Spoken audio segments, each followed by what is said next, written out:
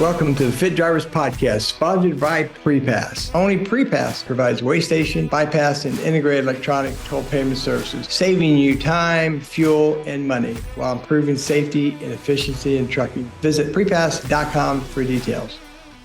Welcome, everyone, to Fit Drivers Podcast. We've got another great guest with us today, Dr. Karen Heaton. Dr. Heaton is a family nurse practitioner and DOT medical examiner who is a facility member in research in occupational health nursing at the University of Alabama at Birmingham. Dr. Heaton's program of research is primarily focused on the effects of sleep deprivation, sleep apnea. Dr. Heaton has also been involved in projects that explore and impact the health issues on driving and the performance issues among aging truck drivers.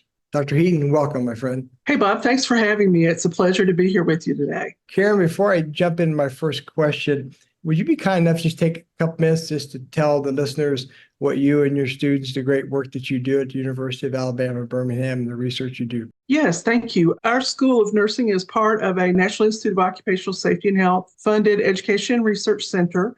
So we have specific students who study occupational health and safety. And over the years, we've had students do many studies related to trucking health and safety, such things as musculoskeletal injuries, particularly of the shoulder. We've had a student who did a project looking at the use of CPAP among drivers that have obstructive sleep apnea. Currently, we have a student who's very interested in looking at nicotine exposure among truck drivers who smoke in that confined space that they sit in all day long. And then this group of students most recently evaluated a health promotion product that was targeted toward truckers to try to help them get more healthy and also to lengthen their DOT's medical certification. So listeners, one of the things that you really want to know is what makes Karen so unique is her husband is a professional truck driver. So she understands it and lives it every day, and not only through her research, but from her personal experience. And then I think, Karen, you have another new family member, right, that just started driving? Yes, my stepson has been a driver for about 6 months.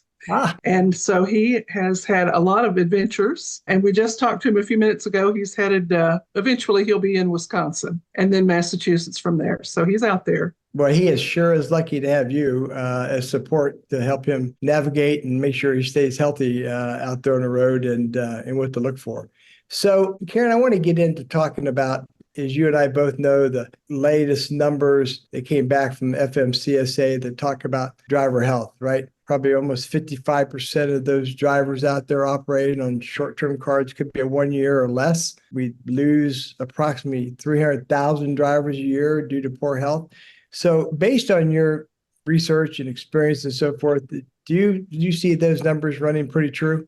I would think that those are accurate. And certainly what we know is fitness for duty is so important to FMCSA, the companies, but it is a reflection of the actual health of the driver. And fitness for duty is not necessarily healthy, but it's the bare minimum standard. And so if we have drivers out there who are not able to completely achieve the bare minimum standard, then we have drivers who really need a lot of help for the sake of their own health, but also to get them that lengthier DOT certification so that they can continue driving without interruption and continue serving their companies and our country. If I remember correctly, one of your students or nurses you work with actually works and does DOTs every day, correct? Actually, a couple of in this most recent class, we had like 3 or 4 students who do many, many DOT physicals every day. Yes. Next, I wanted to ask you, do you think that we really do or can do more to educate our drivers on how to make better choices and how to live healthy out there on the road? Better education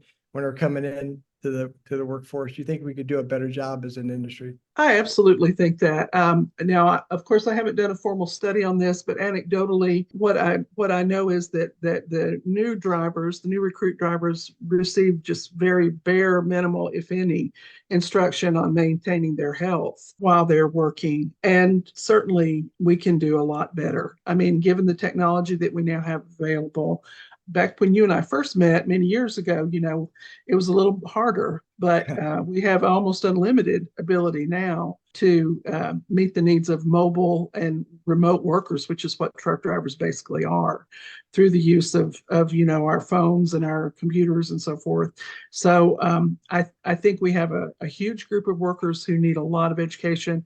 My preference would be when they're in recruit school, when they're getting their training program, to get it introduced, and then have regular follow-up messaging or whatever throughout, at different times during the week, just short bursts to remind them. Right. And you and I have had many discussions about this, is that it has to really start in that orientation, right? When they're coming in, to really help them understand. And I always say that, with the newer population demographic coming in, we'd be doing these men and women a grave injustice if we didn't do a better job, because what we've learned from, we know in someone like you, your personal experience, your husband, the toll of driving long haul over the road, and it wears you out. And as I talk a lot, I have two brothers out there today, and man, I talk to them daily, and the stories I get, right, the things that they go through and face, and it's like you can't make some of these things up, Right.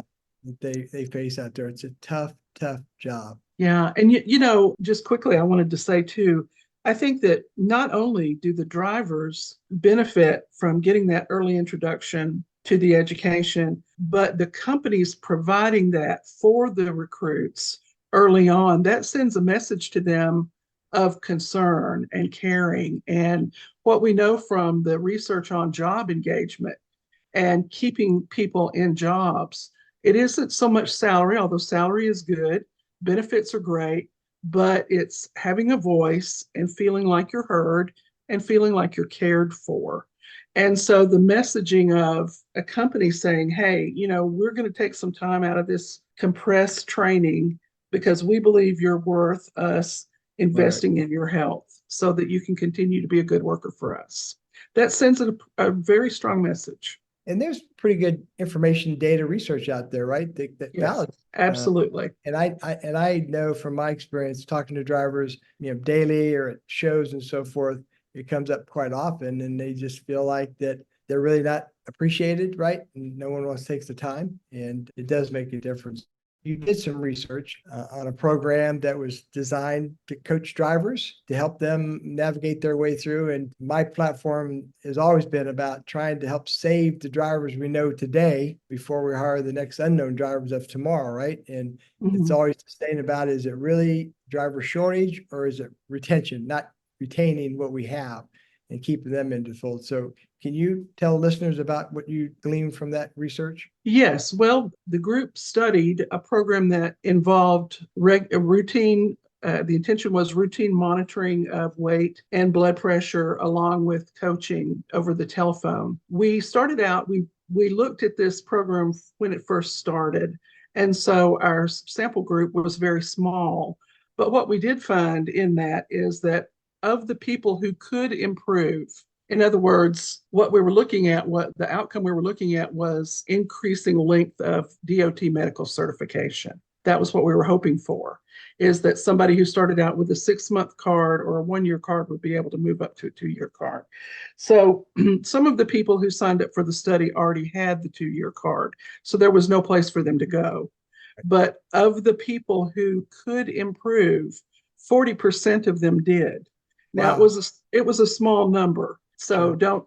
we don't want to get too excited about that, but that shows us that those findings suggest that this could be very successful, but we need larger groups of truck drivers to be able to show that. What we also did was we took the program itself, and the students compared the guidance that was being given to the truck drivers to the national standard, what we call the evidence base, the best evidence for practice. And there was great alignment. So this program was very sound and solid, and it was based on the best research evidence at the time.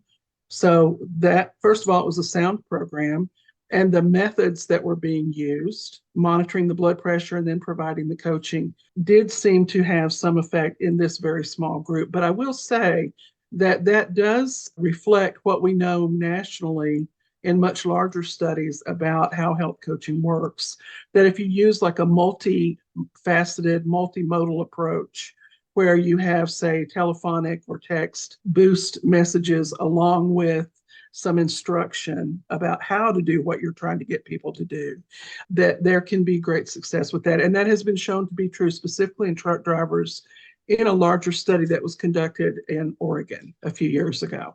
Right. I remember that study, Dr. Olson. Yes, Dr. Ryan Olson and his team. Yeah, who's now at the University of Utah. Ah, okay. Yeah, so does great work as well. So at the end of it, then it did show that from the company standpoint, a return on investment, that taking these drivers, right, instead of hiring and spending what, 7,000, I think is the average cost that we see to put a new driver in the seat, and they spend a few hundred and they keep this driver opposed to spend 7,000 or 7,500. Well, I can't say that for sure in our study because the numbers were small, but the findings do suggest that Right. In a larger group of people that is a strong possibility. But that's why we need more. We need another study with a larger group of people. So I'm working on doing that. Then you and I talked about that. So this is, again, really more good information just to demonstrate to folks that, if you do apply, give the drivers the tools for those who do want to make a change and get them engaged. Like you said, and it's got to be a multi-approach. Could be telephonic, could be texting, in person. I've always found that when you have a coach at a terminal for set hours or during the week, the engagement just really takes off, makes a huge difference. And the other thing, Bob, is that in my most recent study, what we found, along with some of the other things, we were studying specifically some psychological issues among truck drivers, and loneliness is so prevalent in this group. Of course, that's not a surprise, but again, the human interaction of dealing with a coach, either electronically or in whatever fashion, that also is going to that human contact provides additional motivation. Absolutely. And I think that there are many things that the health coaching can do. Yeah, absolutely. And you're so spot on about the loneliness. People think drivers, they take this position because they want to be the last of the lone cowboys, but you and I both know, you get them on the phone, it's it's not always easy to get them back off the phone, right? Yeah, good luck getting off the phone, right? They got a lot of things they want to talk about, and which, God bless them for the work they do. I know my brothers, I appreciate what they do every day. Happy to say that my one brother just hit 3 million safe miles and the other one 2 million. So, wow, that's amazing. Yeah. You think about that. That's a ton of driving, right? Well, Karen, I can't thank you enough for coming on. More great information. I look to collaborate with you soon in the future on another project that hopefully will bring us bigger numbers, more data, more sound information. So thank you so much, and can't wait to see you again, my friend. Oh, it's my pleasure, Bob. Thank you so much, and looking forward to seeing what happens next. You bet. Bye-bye. Thank you. Only Prepass provides way station, bypass, and integrated electronic toll payment services. Visit prepass.com for details.